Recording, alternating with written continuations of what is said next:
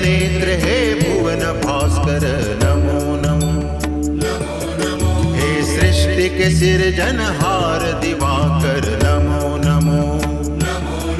हे सूर्य प्रभाकर नमो नमो। आदित्य विभाकर नमो नमो। हे भानुतिमिरहर नमो नमो। हे रवि भुवनेश्वर नमो नमो।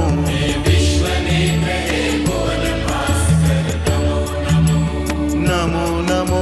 सृष्टि के सिरजनहार दिवाकर नमो नमो। ओम सूर्याय नमो नमः। ओम सूर्याय नमो नमः। ओम सूर्याय नमो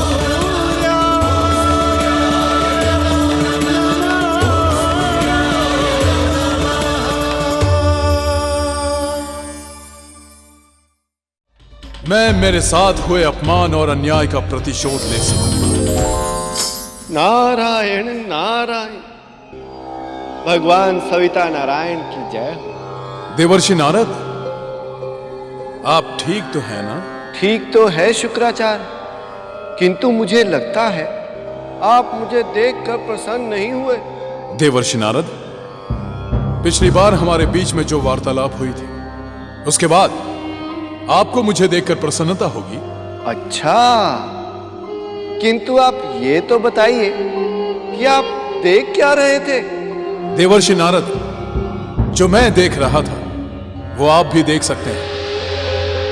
यदि आप नीचे देखें तो पूरी असुर जाति अपनी वीरता से एक नया इतिहास लिख रही है, और मैं इस ऐतिहासिक क्षण को अपनी स्मृति में संजो कर रख रहा था। दैत्य गुरु शुक्राचार्य, मुझे दिखाई तो नहीं दे रहा, किंतु सुनाई अवश्य दे रहा है। सुनाई दे रहा है? क्या सुनाई दे रहा है? आपके मन की बात सुनाई दे रही है मुझे। कहना क्या चाहते हैं आप?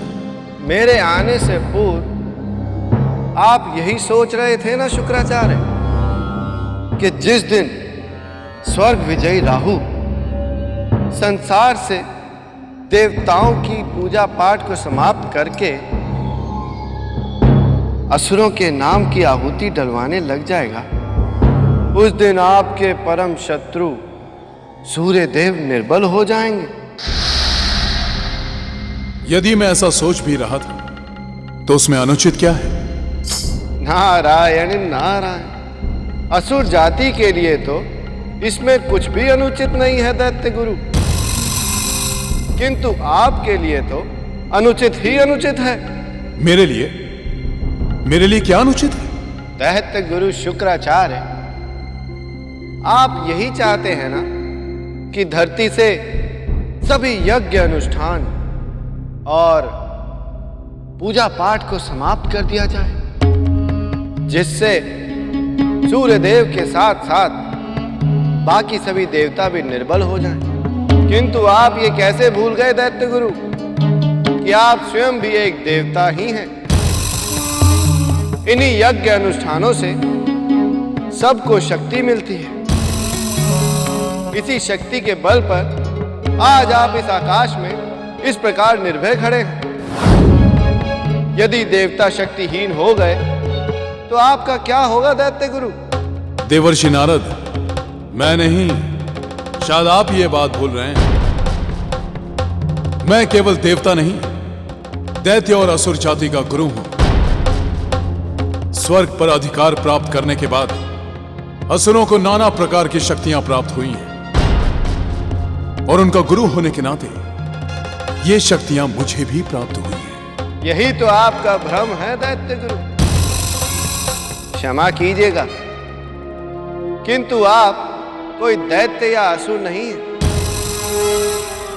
आप तो उच्च कोटि के ब्राह्मण हैं, महर्षि भृगु के पुत्र हैं।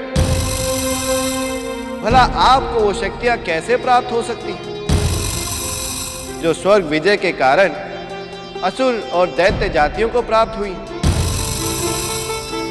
नारायण नारायण।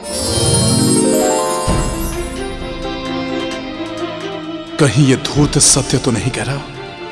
यदि ऐसा हुआ तो सूर्य देव के साथ साथ मैं भी शक्तिहीन हो जाऊंगा, और उसके बाद इस संसार पर मैं शासन कैसे करूंगा?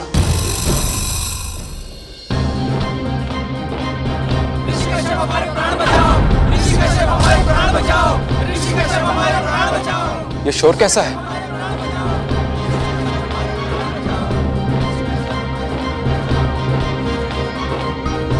लगता है असुरों ने फिर से आक्रमण कर दिया। नहीं मित्रेंद्र, पिछली बार जो उनकी दुर्दशा हुई थी उसके बाद वे सरलता से ऐसा साहस फिर नहीं करेंगे। किंतु उस समय तो माता श्री आश्रम में थी, सब उन्हीं के किए से तो हुआ था। अब तो वे भी तपस्या को चली गई है, और पिताश्री वो भी अभी तक लौटे नहीं।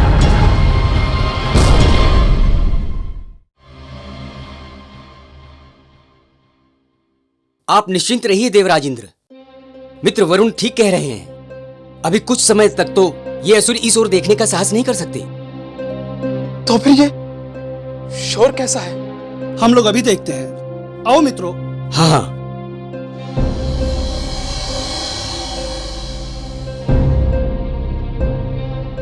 ऋषिकश्यप हमारे प्राण बचाओ, ऋषिकश्यप हमारे प्राण बचाओ, ऋषिकश्यप हमारे प्राण बचाओ। देवराज, वे बेचारे ऋषि मुनि हैं। लगता है असुरों से त्रस्त होकर यहाँ आए हैं आपके पिताश्री से सहायता मांगने। लगता है उन्हें ज्ञात नहीं है कि आपके पिताश्री इस समय आश्रम में नहीं है। नहीं, वे अवश्य ही असुरों के भेदी है जो वेश बदलकर यहाँ पर आए हैं। यदि हम लोग बाहर गए तो वे हमारी हत्या कर देंगे। स्वामी, आप व्यर्थ ही चिंतित हो रहे हैं। आप भूल गए, जाते समय पिताश्री अपनी योग शक्ति से आश्रम के चारों ओर एक रेखा खींच कर गए थे। कोई भी असुर या उनका भेदी उस रेखा को पार करके आश्रम में नहीं आ सकता। आप सही कह रही है देवी शची। पिताश्री की योग शक्ति का घेरा तोड़कर कोई भी असुर भीतर नहीं आ सकता। चलिए बाहर चलकर देखते हैं कि हम उनकी सहायता किस प्रकार कर सकते हैं।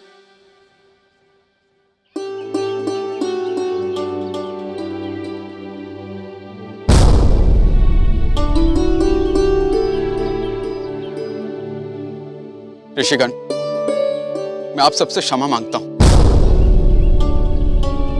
किंतु पिछले कई दिनों से पिताश्री आश्रम में नहीं है। फिर भी यदि आप लोग चाहे तो मुझे बताएं कि आपके व्याकुल होकर यहाँ आगमन का कारण क्या है।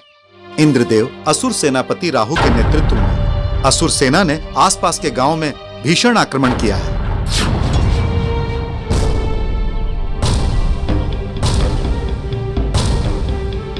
वे सब कह रहे हैं कि सभी सनातन धर्म छोड़कर असुर धर्म की दीक्षा ले लें। जो उनकी बात नहीं मानता उन्हें वो मृत्यु दंड दे देते हैं। उन्होंने अनेक ऋषि मुनियों की हत्या कर दी है,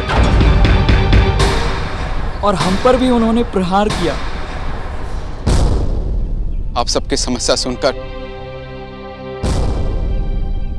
हम सभी को बहुत दुख हुआ है, किंतु इस समय हम आपकी सहायता नहीं कर सकते। पिताश्री के आने पर हम उन्हें सब कुछ बताएंगे। उनके सामर्थ्य में जो भी होगा वे अवश्य करेंगे। इंद्रदेव, आप तो स्वयं स्वर्ग के राजा हैं। आप हमारी रक्षा क्यों नहीं करते? लगता है आपको ज्ञात नहीं कि मैं अब स्वर्ग का राजा नहीं हूं।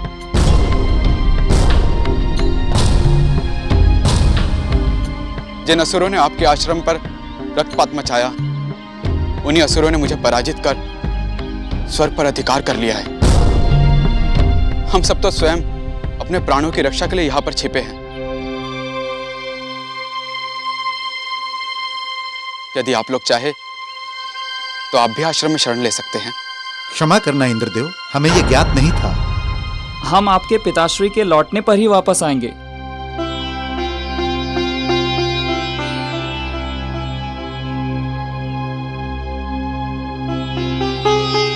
इन लोगों ने जो कुछ भी कहा वो बहुत ही चिंताजनक समाचार है। मुझे लगता है माताश्री को एक संदेशा भेजना चाहिए। सारी परिस्थिति जानकर शायद वे लौट आए। नहीं देवी शची, मुझे नहीं लगता कि माताश्री तपस्या अधूरी छोड़कर लौटेंगी। ओम सूर्याय नमः। ओम सूर्याय नमः। ओम सूर्याय नमः। ओम सूर्याय नमः। इस संसार को गति देने वाले भगवान सूर्यदेव, असुरों का प्रभाव इस संसार में बढ़ता ही चला जा रहा है और उनके बढ़ते प्रभाव के कारण सनातन धर्म संकट में है। यही उचित समय है प्रभु कि आप अपना दिया हुआ वरदान और वचन पूरा करें। आप इस पृथ्वी लोक पर अवतार धारण करें और अपनी कृपा से सनातन धर्म पर से संकट दूर करें।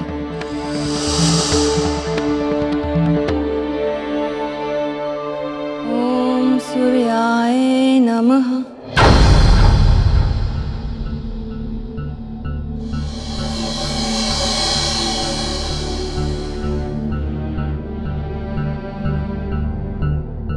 स्वामी, मुझे लगता है आप व्यर्थ ही चिंतित हो रहे हैं।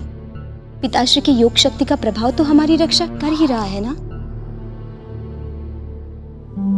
वो तो है देवी शची, किंतु उस दिन जब असुर आश्रम में अग्नि फेंकने को तावले हो रहे थे तो माताश्री भी व्याकुल हो उठी थी। अर्थात भले ही वे भीतर ना आ सके, किंतु अग्नि से हमें क्षति अवश्य पहुंचा सकते हैं। इसलिए यह समय हाथ पर हाथ धरकर बैठने का नहीं है, हमें शीघ्र ही कुछ करना होगा। देवराज, ठीक कहा आपने, किंतु हम क्या कर सकते हैं? क्यों ना हम नानाश्री के प्रसाद चले, वहां पर सुरक्षा का अच्छा प्रबंध है। मुझे ये सुझाव अच्छा लग रहा है। हाँ, मुझे भी। मेरे भी मन में यही विचार आया था, क्योंकि जब असुरों ने स्वर्ग पर आक्रमण कर दिया था तभी पृथ्वी सम्राट दक्ष ने उन्हें ललकारा था। किंतु हम यहाँ से निकलेंगे कैसे? आश्रम से बाहर निकलने में तो प्राणों का भय है। मेरे विचार से रात्रि होने पर हमें अंधेरे का लाभ उठाकर यहाँ से निकल जाना चाहिए। अच्छा सुझाव है वरुण देव, रात्रि में हम यही करेंगे। भोर होने तक हम नानाश्री के प्रसाद पहुंच जाएंगे। पृथ्वी सम्राट दक्ष की, पृथ्वी सम्राट दक्ष की, पृथ्वी सम्राट दक्ष की, पृथ्वी सम्राट दक्ष की, पृथ्वी सम्राट दक्ष की, पृथ्वी सम्राट दक्ष की, पृथ्वी सम्राट दक्ष की।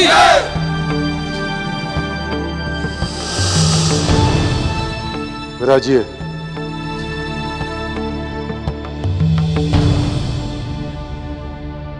सम्राट की जय हो। सम्राट, राज्य के नागरिकों का एक प्रतिनिधिमंडल आपसे मिलना चाहता है। बुलाओ।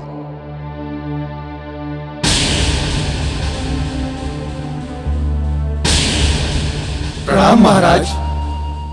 कहो, हमारे राज्य में सब कुशल तो है ना?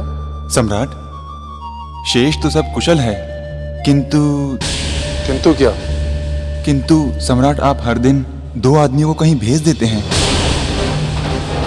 तो सम्राट, हम जानना चाहते हैं कि आप उन आदमियों को कहां भेजते हैं।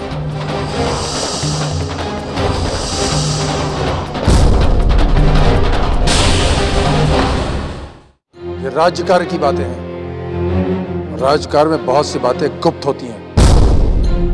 तुम लोगों को इस विषय में पूछने का कोई अधिकार नहीं है। और कुछ पूछना है किसी को?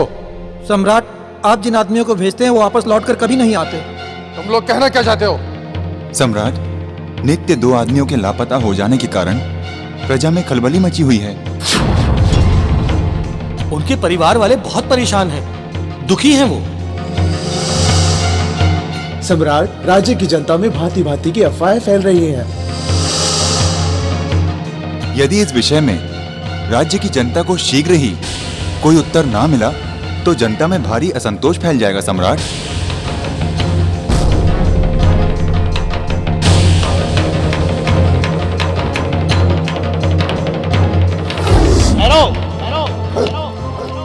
वैसे तो तुम्हारा अपराध क्षमा योग्य नहीं है, किंतु तुम दैत्य माता के पिता हो। इसलिए यदि तुम हमारा एक कार्य करने का वचन दोगे, हम तुम्हें क्षमा कर सकते हैं। कहो। हमसे क्या चाहते हो? हमसे क्या चाहते हो? तो फिर वचन दो। पृथ्वी लोक से हर दिन 2 मनुष्य तुम हमारे भोजन के लिए भेजते रहोगे। मैं भेज सकता हूँ पृथ्वीवासियों को तुम्हारे भोजन के लिए। हम इन प्रजाजनों को क्या उत्तर दें? कैसे बताएं इन्हें कि नित्य 2 व्यक्तियों को कहाँ भेजते हैं? किंतु कुछ न कुछ तो बताना ही होगा इन्हें।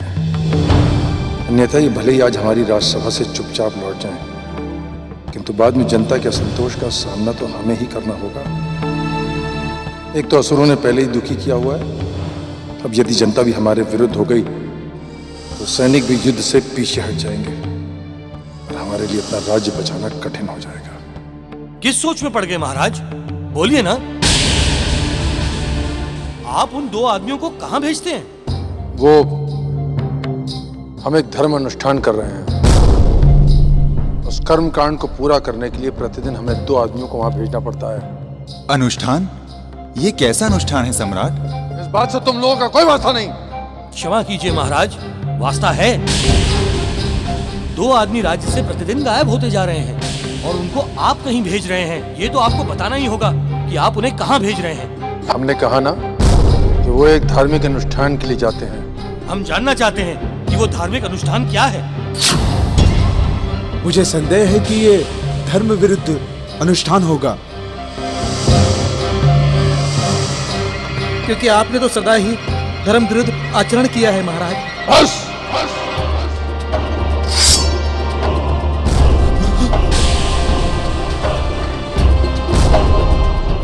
लगता है तुम लोग भूल गए कि तुम लोग किससे बात कर रहे हो। पृथ्वी सम्राट दक्ष से सुर में बात करने का साहस आज तक किसी में नहीं हुआ। सम्राट दक्ष स्वयं से दंडता करने वाले को क्षमा कभी नहीं करता। आज तुम लोग को इसका दंड अवश्य मिलेगा। क्षमा कीजिए महाराज, क्षमा कीजिए महाराज, क्षमा कीजिए।